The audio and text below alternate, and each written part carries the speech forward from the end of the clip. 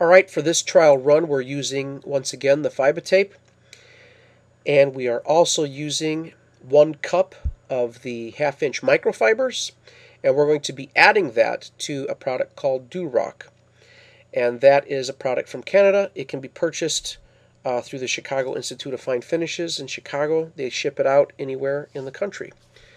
It is a pulverized limestone or Indiana limestone type. I'm sure you can try just about any wall plaster that's out there. Once again, tag your molds with PAM and mix it to the consistency of like a warm ice cream, like a melted ice cream. You don't want to make it a self-leveler. Don't add extra water.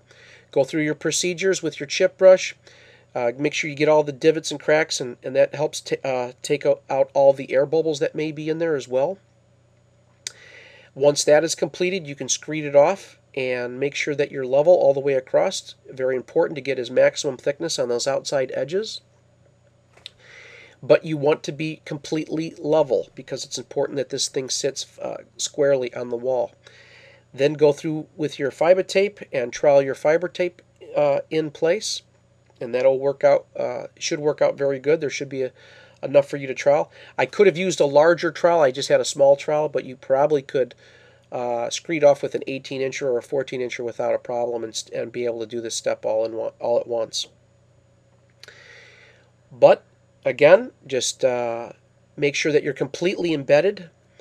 And I didn't have the spider lathe with me for this either, but I'm certainly going to be trying the spider lathe just to see how this product works with the spider lathe as well.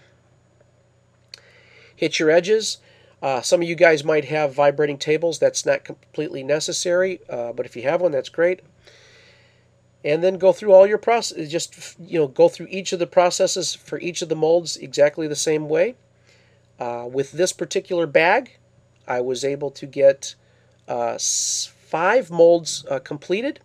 So with 2 bags, I would definitely have all 7 molds made, and then maybe 3 extra ones. So I'd probably have 10 molds, 10 pieces with 2 bags.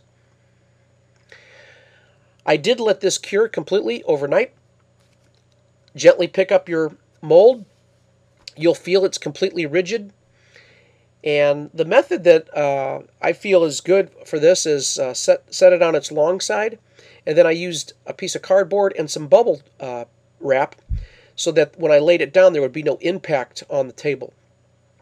The way these molds are made, they have a very large outside edge, and just go ahead and just pop it. You can feel it. You can just curl it up, and you'll actually hear it, just releasing and popping off of there.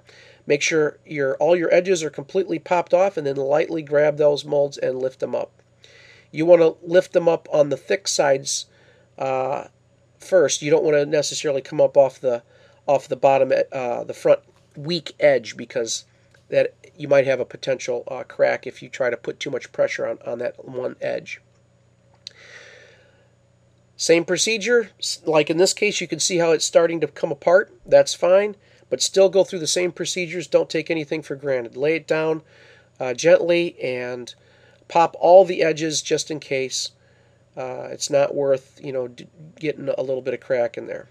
Even if it does crack, though, by the way, it doesn't mean that the piece is bad.